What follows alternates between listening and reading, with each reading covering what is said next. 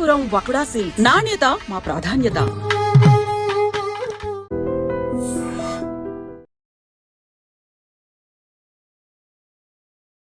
నమస్కారం, welcome to I dream. ధర్మ మార్గం విత్ విజిత కార్యక్రమానికి స్వాగతం.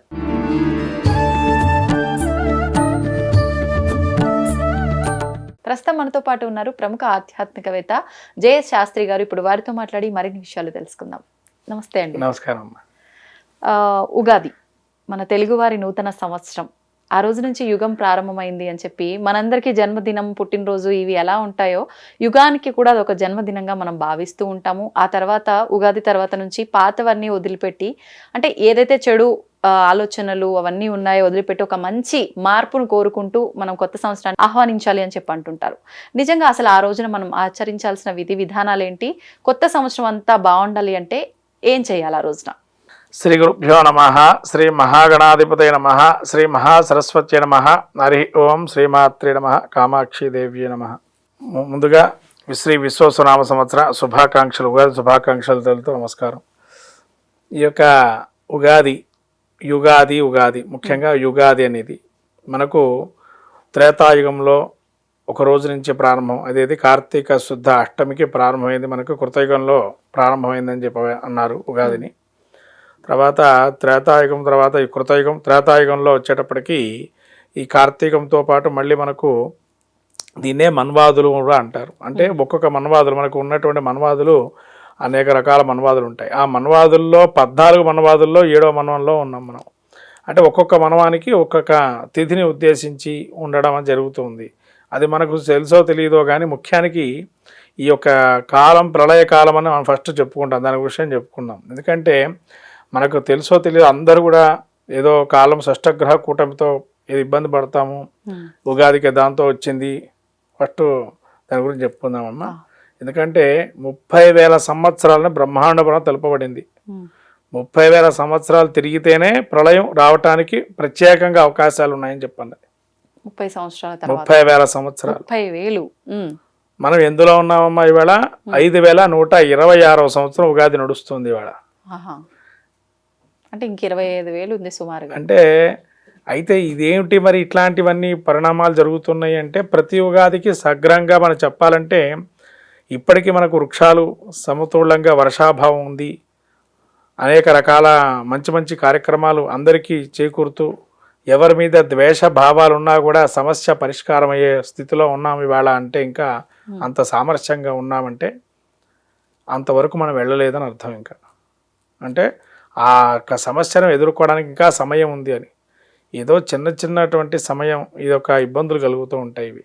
అయితే ఉగాది గురించి చూసుకున్నట్లయితే బ్రహ్మగారు ఉగాదిని ఇక్కడి నుంచి మొదలుపెట్టారని, మనకు మత్స్యస్వరూపంలో విష్ణుమూర్తి ఈ యొక్క వేదాలంతా కూడా పరీక్షించి బ్రహ్మదేవుడికి ఇచ్చి ఇక్కడి నుంచి పోషణ ప్రారంభం చేశారని, ఇక్కడి నుంచి ఉగాదిగా బ్రహ్మగారు ప్రారంభం చేశారు యొక్క సృష్టిని అని చెప్పబడింది మనకు. కాబట్టి ఇక్కడి నుంచి ఈరోజు ప్రత్యేకంగా మనం ఎవరిని పూజ చేయాలండి ఉగాదికి అంటే బ్రహ్మదేవుడిని పూజ చేయమన్నారు. బ్రహ్మదేవుని ఎప్పుడు కూడా మనము శివుడిని, విష్ణుమూర్తికి ప్రత్యేకమైన రోజులు ఉంటాయి. కానీ ఇక్కడ బ్రహ్మకి, ఇంద్రుడికి ఈ రోజు పూజ చేయని, కొన్ని ప్రాంతాలు ఇంద్రుడికి కూడా పూజ చేస్తారు ఇవాళ. అంటే ఇంద్రుడికి యొక్క పూజ ఎందుకండి, బ్రహ్మగారికి పూజ ఎందుకండి? అసలు శాపం ఉంది కదా బ్రహ్మదేవుడికి అని మీరు అడగచ్చు. శాపం మరి త్రిమూర్తులు సమాన భావంతో చూడాలని ఈశ్వరుడు వెంటనే దాన్ని ఉపసంహారం చేసి, ఒక తలని ఛేదించిన తర్వాత ఉపసంహారం చేసి బ్రహ్మగారి యొక్క అహంకారం అనేటువంటిది నశింపజేసి తత్వంతో ఉన్నాడు. ఆ తత్వ హృదయంతో ఉన్నప్పుడు శివుడు అంటాడు, నీకు పూజలు ఎక్కడా లేకపోయినా ఎక్కడైతే ఎవరు దేవతారాధన పూర్ణ కలశం స్థాపన చేస్తారో, పూర్ణ కలశంలో నిన్ను ఆవాహన చెయ్యింది, ఎటువంటి పూజ మాకు జరగదు అని చెప్పన్నారు. అక్కడి నుంచి బ్రహ్మకి ఏ గుళ్ళు లేకపోయినా ఎటువంటి పూజాధికాలు, ఇప్పుడు మనం ప్రత్యేకంగా పుష్కరంలో అయితే గుడి ఉందమ్మా, రాజస్థాన్లో పుష్కరంలో గుడి ఉంది. ఇంకో గుడి ఏదో కూడా ఇంకో దగ్గర ఎక్కడ ఉందని అన్నారు, ప్రాచీనమైన గుడి అది. పుష్కరంలో అయితే స్వయంగా స్వామి బ్రహ్మదేవుడు ఉన్నాడని. అయితే ఎక్కడ ఏ గుడి లేదు. కాబట్టి మీకు ఈ పూర్ణ కుంభం అనేది ఏదైతే ఉందో మనం ఉగాది రోజే చూస్తూ ఉంటాం. పూర్ణ కుంభం యొక్క స్వరూపాన్ని, పెద్ద కలశం, దానికి మామిడాకులు, కొబ్బరికాయ, దానికి గంధము కుంకుమ అలంకరణ చేసి మనం పూర్ణ కుంభం శుభానికి సంకేతం అని చెప్పంటాం. కాబట్టి ఎవరైనా స్వామీజీలు వచ్చినా కూడా పూర్ణకుంభం పట్టుకొని తీసుకొస్తాం. అవును. లేదా ఏ వ్రతం చేసినా పూర్ణకుంభం పెడతాం, అవును. ఇంట్లో గృహప్రవేశం చేసినా పూర్ణకుంభం ఆవాహన చేస్తాం, ఏ లక్ష్మీ వ్రతం చేసినా. అలానే బ్రహ్మదేవుడికి పూర్ణకుంభంలో ఆవాహన చేయమన్నారు ఆ రోజు. ఆయన దేవుడికి పట్టం లేకపోయినా పూర్ణకుంభంలో బ్రహ్మదేవుడి యొక్క శ్లోకం ఏదైనా చెప్పుకొని బ్రహ్మణే నమః అని చెప్పి ఆ రోజు ఆయనకి ఆరాధన చేయమన్నారు, షోడశోపచార పూజ. అలానే ఇంద్రుడు కూడా ఏంటంటే ఇక్కడి నుంచి మనం ఉగాది నుంచి ఏం తెలుసుకుంటామని నవనాయక ఫలితాలు. ఈ నవనాయక ఫలితాలు అంటే ఏంటండి, అందరికీ ఒక చిన్న సందేహం ఉండొచ్చు, నవనాయకులు అంటే రాజులు ఎక్కడ ఉన్నారు, రాజ్యాలు ఏమున్నాయి ఇవాళ అని. అందరికీ రాజులు, నవనాయకులు, ఈ మంత్రులు ఇవన్నీ కూడా అర్థం కాదు. అంటే జనరల్ నాలెడ్జ్గా మనం టర్మినాలజీ ఆలోచిస్తాం, రాజు అంటే ఫలానా రాజుగారు అని, మంత్రి అంటే మంత్రి అని. ఈ సస్యాధిపతి, అపర సస్యాధిపతి, నీరసాధిపతి, రసాధిపతి, మరి ఇవన్నీ ఏంటండి, మరి ఇవన్నీ మనకు కనబడతాయా, దీనికి అధిపతులు అయితే వీళ్ళు ఏం చేస్తారని చెప్పి ఒక సందేహం అయితే ఉండొచ్చు. అంటే రాజుగారు రాజ్యాధినేత, ఆయన కింగ్, ఆయన మనకు రవి అయ్యారు ఆదివారం రోజు రావటంతో. తర్వాత మంత్రి చంద్రుడు అయ్యాడు, సోమవారం రోజు మనకు ఈ విధంగా కావడంతో చంద్రుడు అయ్యాడు. అంటే ఇక్కడ రవిచంద్రుడు యొక్క సంబంధం చూస్తే మన గ్రహరాశి భాకూట చక్రంలో సింహము కర్కాటకం ఈ రెండు రాజు రాణిగా వర్ణింపజేశారు పూర్వంలో మనం. ఎందుకంటే ఈ రెండు లగ్నాలకి ఒకటే రాశ్యాధిపతులు ఉన్నారు ఇద్దరు కూడా. సింహానికి రవి రాశ్యాధిపతి అయితే కర్కాటకం చంద్రుడు. మిగతా అందరికీ రెండు రెండు వేసి ఉన్నాయి, కానీ వీళ్ళిద్దరికి మాత్రం ఒక్కొక్క రాశ్యాధిపతులే ఉన్నారు. మిగతా వాళ్ళు గురువు కావచ్చు, శుక్రుడు కావచ్చు, బుధుడు కావచ్చు, శని కావచ్చు. కాబట్టి ఈ రవి ఈ సస్యాధిపతి అని ఒకటి ఉన్నది మనకి. తర్వాత నెక్స్ట్ చెప్పుకోవాల్సింది సైన్యాధిపతి. సైన్యాధిపతి ఎవరంటే మన ఎప్పుడు రక్షణగా త్రివిధ రథాధ్యక్షులు ఉంటారు మనకి, మన రాష్ట్రంలో కావచ్చు, దేశంలో కావచ్చు, వారినే ప్రెసిడెంట్ అంటాం. అంటే ఇక్కడ పరిభాషలో రాజ్యాలు కాబట్టి ఇక్కడ సైన్యాధ్యక్షుడు. మనకి ఎటువంటి ఇబ్బందులు ఉన్నా, ఆటంకాలున్నా, ఎవరితోనైనా మనం యుద్ధం చేయాల్సి వచ్చినా ఆయన బాగుండాలి. ఆయన కూడా రవి అయ్యాడు.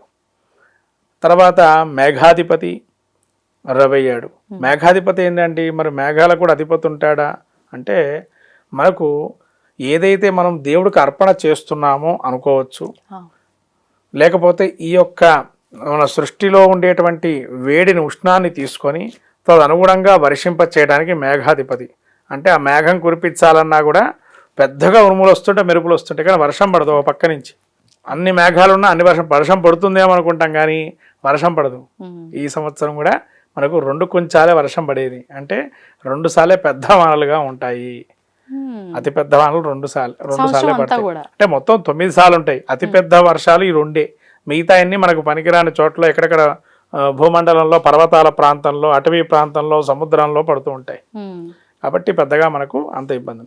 తర్వాత అపర సస్యాధిపతి అంటే మీకు కొన్ని బిజినెస్ ప్లాంట్స్ ఉంటాయి, క్రాప్స్ ఉంటాయి, అంటే కొన్ని వ్యాపారం చేసేటువంటి క్రాప్స్, వాటికి ఒక అధిపతి అని. తర్వాత అగ్రికల్చర్ బేస్డ్గా ఒక అధిపతి ఆయన రవి అని. తర్వాత మళ్ళీ రసాధిపతి, నీరసాధిపతి. ఈ రసాధిపతి, నీరసాధిపతి ఎవరయ్యా అంటే, రసాలంటే లిక్విడ్గా మన మెటల్స్ని లిక్విడ్ చేస్తుంటాం, వాటిని ఎక్కువగా పెరిగే ఒక ధరలు, హెచ్చుతగ్గులు ఎలా ఉంటాయి, వాటి యొక్క మంచి వారై ఉన్నారా, శుభుడున్నాడా, అశుభుడున్నాడా. సహజంగా కొందరు పాపులు ఉంటారు, శుభులు ఉంటారు, ఇందులో కూడా అశుభుడా, పాప. తర్వాత నీరసాధిపతి అంటే ఏంటంటే ఇక్కడ రసము లేనిది, నీ తీసేస్తే రసం లేనిది అంటే ఏంటి, సాలిడ్స్. అంటే ఎక్కువగా ఖనిజ పదార్థాలు, భూగర్భ గనులు ఏది బయటకు వస్తాయి. ఈసారి మనం ఆసక్తిగా చూడాల్సిందంటే కొత్తమైనటువంటి ఖనిజాలు బయటకు వస్తాయి అని చెప్పి, కొత్త ఖనిజాలు భూగర్భం నుంచి బయటకు తీస్తారు. వాటితోని ఎక్కువగా ఇక పెంపొందిస్తూ ఉంటారు. మానవాళికి ఏ విధంగా ఉపయోగపడతాయని భూగర్భ గనులు. ఈ విధంగా కొత్త గనులు రావటం, గనులు సృష్టించడం. తర్వాత ఇంకా అర్ఘ్యాధిపతి, మనకు మంతా శాంతి కలుగుతుందా లేదా, ఏ విధంగా ఉంటుంది, శాంతి మార్గంలో వెళ్తామా, యుద్ధ వాతావరణంలో వెళ్తుంటామా ప్రతినిత్యం, దానికి ఒక పరిష్కారం ఉంటుందా అనేది అర్ఘ్యాధిపతి. ఇలా ఇంకా 36 మంది ఉంటారు అధిపతులు, నాయకులుగా. మనం చెప్పుకోవాల్సింది ముఖ్యంగా 9 మంది చెప్పుకుంటాం. ఇలా చెప్పుకోవటం వల్ల ఈ యొక్క ఉగాది రోజు ఏంటంటే మనకు శతాయుర్వర్ధంచ, అంటే కనీసం వినటంతో కూడా 100 సంవత్సరాలకి తగిన పాపాన్ని హరింపజేసి ఆ యొక్క నింభ కుసుమ భక్షణం అంటారు. అంటే ఈ రోజున మనం ఏమి భక్షణం చేయాలి ఉగాదిని అంటే, పొద్దున్నే ఒక తైలాభ్యంగన స్నానం చేసుకొని మంచిగా మనం ఆ యొక్క బట్టలన్నీ శుభ్రంగా మంచిదైన నూతన వస్త్రాలు కట్టుకొని మన దేవాలు ఇష్టదేవాన్ని పూజించుకొని తదనంగా ముందుగా మనము ఈ కాఫీ టీలు లాంటివి తాగకూడదు. అది మనం చేసే పని పొద్దున్న లేవగానే కాఫీయా టీయా తాగుతూ ఉంటాం. పొద్దున్న లేవగానే ఇంకా అలా కాఫీ టీలు లాంటివి ఏవి రసాలు తాగకుండా ఉగాది పచ్చడినే తినమన్నారు. అలా తినటం వల్ల ఏంటంటే ఆరోగ్యం మనకు సహకరిస్తుందని. దానివల్ల ఆరోగ్యం ఏంటంటే వేపలో ఉండేటువంటి చేదుదనం అంటే మనకు గ్లూకోజ్ లెవెల్స్ కంట్రోలింగ్ చేయటం, తర్వాత మన చక్కెర పదార్థాన్ని కొద్దిగా యాడ్ చేస్తాం దానిలో, దానివల్ల కూడా ఆ తీపిదనము ఆ సంవత్సరంలో మనకి. తర్వాత వేప అంటే ఏంటంటే వేప పువ్వు వేస్తారు. వేప పువ్వు కనుక భక్షణం చేయకపోతే ఉగాది రోజు సీతమ్మకి ఏ విధమైనటువంటి కష్టాలు ఎదుర్కొందో మనం కష్టాలు ఎదుర్కొంటాము అని చెప్పి రామాయణ గ్రంథంలో ఉంది సీతాదేవి గురించి రాసినప్పుడు. కాబట్టి ఈ వేపాకు పువ్వు ఉన్నటువంటి ప్రధానంగా వేప పువ్వు తినకపోవడానికి సీతమ్మకి సంబంధం ఏంటంటే అమ్మవారు ఉగాది రోజు అత్యధికంగా అది తినటం వల్ల అలా జరిగింది అని చెప్పి అందులో మనకు గ్రంథంలో రాయబడింది, రామాయణ గ్రంథంలో. అలా కొన్ని గ్రంథాలు కొన్ని విషయాలు చెప్పారు. దుస్వప్నాలు సుశకునాలు అని రకరకాలు ఉన్నాయి మళ్ళీ ఆ కావ్యాలకు వెళ్తే కనుక. కాబట్టి ఇక్కడ మనము వేప పువ్వును కూడా అందుకనే చేదు అనేది కూడా మన దానిలో ఉంటాయి. చేదు అనుభవాలు అంటాం. అలా చేదు అనుభవాలు, తీపి అనుభవాలు, తర్వాత వగరు అంటే మన యొక్క శరీరంలో ఏదైనా శ్లేష్మం ఉంటే అవి పోవటానికని రకరకాల ఆయుర్వేదం అనేటువంటిది ఉగాది నుంచే మనకు ప్రారంభమవుతుంది. ఉగాదిలో అది భక్షణ చేయడం వల్ల మన బాడీ కంట్రోలింగ్ పవర్లో ఎక్కువ ఉంటుంది. ఉష్ణం అనేది రాకుండా కంట్రోల్ చేయడానికి అదొక వ్యవస్థగా ఆయుధంగా మారుతుందని లోపల. ఈ విధంగా ఆ యొక్క నింబకుసుమ భక్షణం చేయమన్నారు. ఇలా భక్షణ చేయడం వల్ల దీర్ఘాయుర్దాయము, సంపత్కారాలు, అనేకమైన ఆయురారోగ్యాలు ఉంటాయి. దీని ద్వారా సంకల్పం చేయమన్నారు. అక్కడ ఎంబటే ఈ పుణ్యకుంభం పెట్టుకొని సంకల్పం చేయాలి.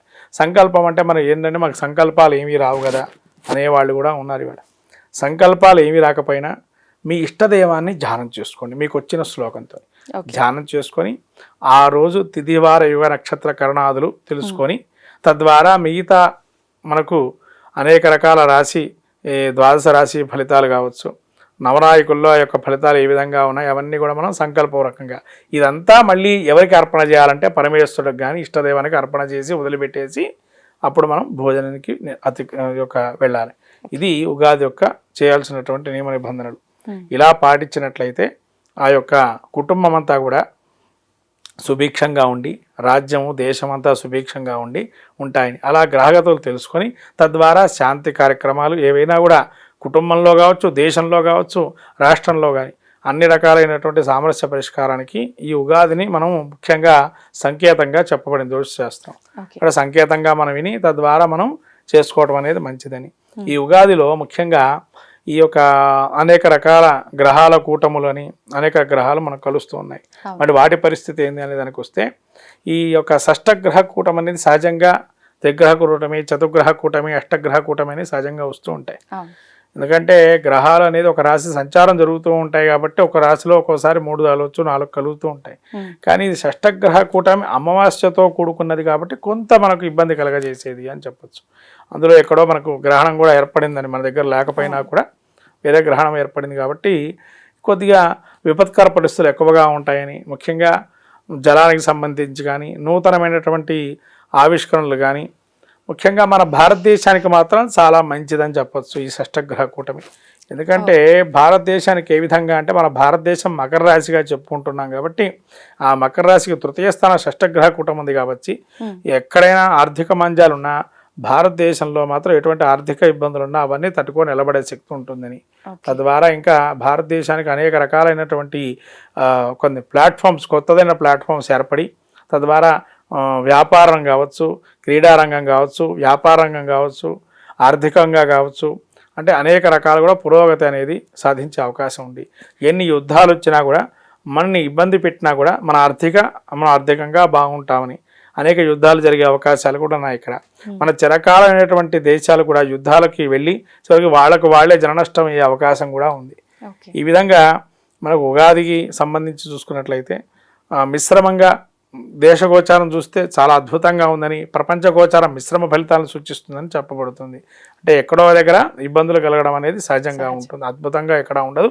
ఎప్పుడో ఆ యొక్క సప్తగ్రహ కూటమి, అష్టగ్రహ కూటమి లేదైనా పూర్ణంగా శుభులు అందరూ ఒక దగ్గర వస్తే తప్ప ఆ యొక్క మనకు గ్రహ కలయిక అనేది ఉంటుంది. ఈ ఉగాదిని అందరూ కూడా ఆ యొక్క ఉగాది పచ్చడిని తీసుకొని ఇష్టదేవత ఆరాధన ముఖ్యంగా చేసుకొని బ్రహ్మను ఇంద్రుడిని ధ్యానం చేసుకోవటం వల్ల మంచి చేకూరే అవకాశం ఎక్కువగా ఉంటుంది. ముఖ్యంగా తిథివార యువ నక్షత్రాది కరుణాలు ఏవైతే ఉన్నాయో తిథివారంతో మనకు సంపత్తులు, వారంతో ఆయుష్, ఇలా యోగంతో అనేక యోగాలు మనకు సర్వార్థి యోగం అని, అమృత సిద్ధి యోగం అని, తర్వాత త్రిపుష్కర యోగం అని, ద్విపుష్కర యోగం అని, గురుపుష్య యోగం అని, రవిపుష్య యోగం అని, ఇలా అనేక యోగాలు ఉంటాయి మనకు. ప్రతి సంవత్సరాలు ఈ యోగాలన్నీ కూడా వస్తూ ఉంటాయి. అలా కరణాల్లో కూడా వ్యతిపాత కరణం అని, యోగవకరణం అని, బాలవకరణం, బద్ధకరణం అని, ఇలా కరణాల్లో కూడా మన విష్ణుమూర్తి ప్రీతిగా చేసే అర్చనలు కొన్ని ఉంటాయి. అలా కరణాల్లో కూడా అలా చేయటం వల్ల కార్యసిద్ధికి మనం వాడుతూ ఉంటాం. సకలమైన కార్యాలు సిద్ధించాలంటే కరణం బాగుండాలనుకుంటాం. అలా మళ్ళీ కూడా మన నక్షత్రంతో కూడుకున్న కొన్ని వారాలు ఉంటాయి. సహజంగా ఇప్పుడు మనం చూసినట్టయితే కొన్ని నక్షత్రాలకి ఇప్పుడు గురువారం పుష్యమి నక్షత్రం ఉంది. ఈ గురువారం పుష్యమి నక్షత్రం వస్తే కొంత గురు పుష్య యోగం అని అంటారు. మరి యోగం కూడా ఉంది, నక్షత్రం ఉంది. ఇక్కడ పుష్యమికి అధిపతి ఎవరు? బృహస్పతి ప్రథమంజాయమాన. మనకేం చెబుతాం మంత్రం, వేద మంత్రము బృహస్పతి దీనికి అధిపతి అని చెబుతున్నది ఆ మంత్రం, వేద మంత్రం.